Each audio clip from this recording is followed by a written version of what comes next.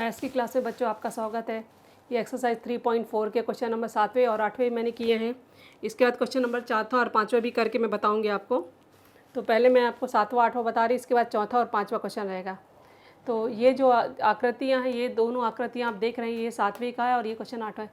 ये दोनों आकृतियाँ इस तरह की हमने जीवाओं के अंतः विभाजन और जीवाओं के बाह्य विभाजन में भी ऐसी आकृतियाँ देखी हैं। तो वहाँ पे जीवाओं का मान दिया रहेगा और यहाँ पे जीवाओं का मान नहीं दिया रहेगा, यहाँ पे चाप का मान दिया रहेगा अंश में, और वहाँ पे भुजाओं की लंबाई दी रहेगी। यहाँ पे भी देखिए कोण का मान अंश में दिया, चाप का मान अंश में दिया, तो यहाँ पे चाप दिए गए हैं और वहाँ पे इन जीवाओं की लंबाई दी थी। तो वो टॉपिक आकृतियाँ दोनों में देखने में एक जैसी हैं, परंतु दोनों के गुणधर्म अलग अलग हैं। तो वहाँ पे जीवाओं की लंबाइयाँ दी रहेंगी और यहाँ पे कोणों के चाप के माप अंश में दिए रहेंगे। इस बात का आपको ध्यान रखना है, ठीक है। तो ये क्वेश्चन नंबर 7वां भी मैं आपको पढ़ के बता देती हूँ। क्वेश्चन नंबर 7वें में माप चाप NS जो है 125 डिग्री दिया है, माप चाप EF जो है 37 दिया है और कोण NMS हमें निकालना है, यानी इस कोण का मान। तो हम आकृति में देख रहे हैं, आकृति में कोण का शीर्ष बिंदु यानी जहाँ से कोण बनता है, तो कोण का शीर्ष बिंदु वृत्त के, ये वृत्त है, वृत्त के कहाँ पर है, बाहर है, ठीक है। यदि कोण का शीर्ष बिंदु वृत्त के बाहर है तो उससे दो चाप बन रहे हैं, एक चाप EF और दूसरा बन रहा NS।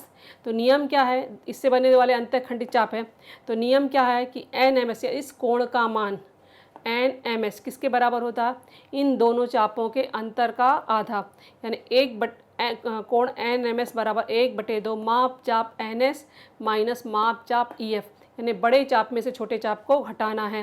तो 125 में 37 को हटाएंगे तो 88 मिलेगा, तो 1/2 इंटू 88 तो 44 इसका मान मिलेगा। अब ये क्वेश्चन नंबर 8वीं की आकृति है। क्वेश्चन नंबर 8वां जो दिया है हमें कि जीवा AC तथा जीवा DE एक दूसरे को B बिंदु पर प्रतिच्छेदित करती है। कोण ABE, ये कोण कितने अंश का दिया, 108 अंश का दिया है। और AE चाप, यानी ये चाप यानी ऐसा, ये कितना दिया, 95 का दिया, और हमें चाप DC निकालना है।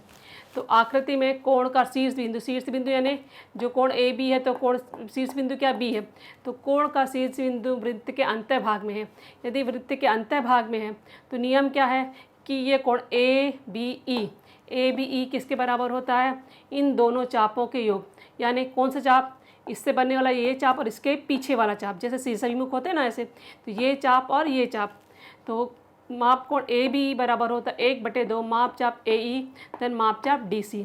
अब ABE का मान कितना दिया, 108 अंश दिया है, 1/2, AE की जगह 95 है, माप चाप DC हमें फाइंड आउट करना है।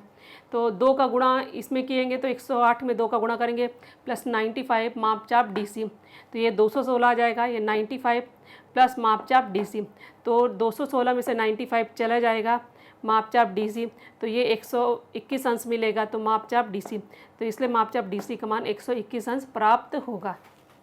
हम लोग क्वेश्चन नंबर 4 और 5 है, इसके पहले मैंने 7 और 8 भी बताए आपको, तो अभी क्वेश्चन नंबर 4 है और क्वेश्चन नंबर 4 भी मैं रीड करके बता दे रही हूँ। क्वेश्चन नंबर 4 में आकृति में RS जो है O केंद्र वाले वृत्त का एक व्यास है, यानी एक O केंद्र वाला व्यास वृत्त था जिसका RS क्या है, इसका व्यास है। और T बिंदु जो है, T बिंदु ये जो दिखाई दे रहा है ये कहाँ पर है, वृत्त के बाहर है। और ये बताना है कि RTS यानी RTS ये जो बनेगा एक न्यून कोण बनेगा, ये हमें बताना है। तो इसके लिए क्या करेंगे, जो रेख RT है, यानी ये T बिंदु से हमने R को मिला लिया और S को भी मिला लिया, ठीक है, RT और ST खींचा। तो जब हम RT खींचेंगे तो क्या मिलेगा, R ये वृत्त को टच करके जाएगा, तो ये किस बिंदु पे टच करता, M बिंदु पर प्रतिच्छेदित करता। हम S और M को भी मिला लेंगे।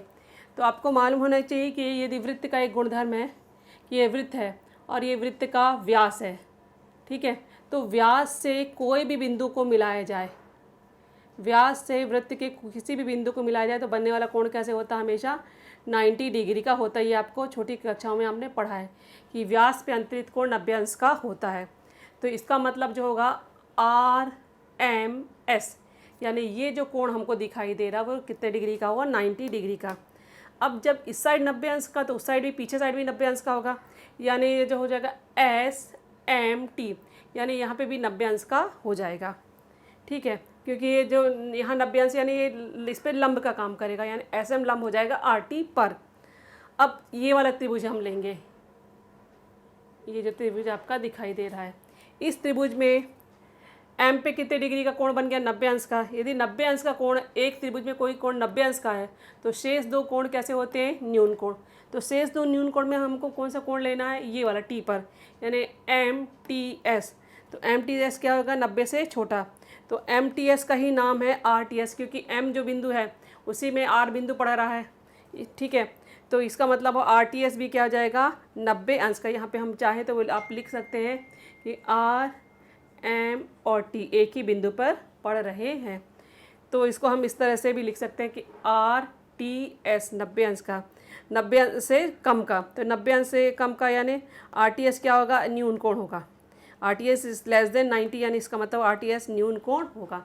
इसके बाद क्वेश्चन नंबर 5वां है कि सिद्ध करो कि आयत एक चक्री चतुर्भुज होता है। चक्री चतुर्भुज बताना है, और आपको मालूम चक्री चतुर्भुज का गुण क्या है कि सम्मुख कोण कैसे होने चाहिए, संपूरक। तो ये आयत की आकृति है ABCD, तो इसमें आपको इस तरह से सिद्ध करना है। तो दत्त क्या दिया, ABCD एक आयत है। साध्य क्या सिद्ध करना है कि ABCD चक्री चतुर्भुज होगा। और उत्पत्ति क्या आप देखेंगे कि ABCD यदि आयत है तो आयत के प्रत्येक कोण बराबर भी होते हैं, और प्रत्येक कोण कितने डिग्री का होता है, 90 अंश का होता। तो हम क्या लेंगे, A के साथ C, A और C और B और D, क्योंकि A और C क्या हो जाएंगे, सम्मुख कोण। तो A धन C बराबर 90 + 90 180। इसी तरह B + D बराबर 90 90 180। तो सम्मुख कोण संपूरक है, तो सम्मुख कोण संपूरक है, यानी ABCD कैसे हो जाएगा, चक्री चतुर्भुज। चक्री चतुर्भुज, तो ये चक्री चतुर्भुज के प्रमेय के विलोम से। तो थैंक यू बच्चों।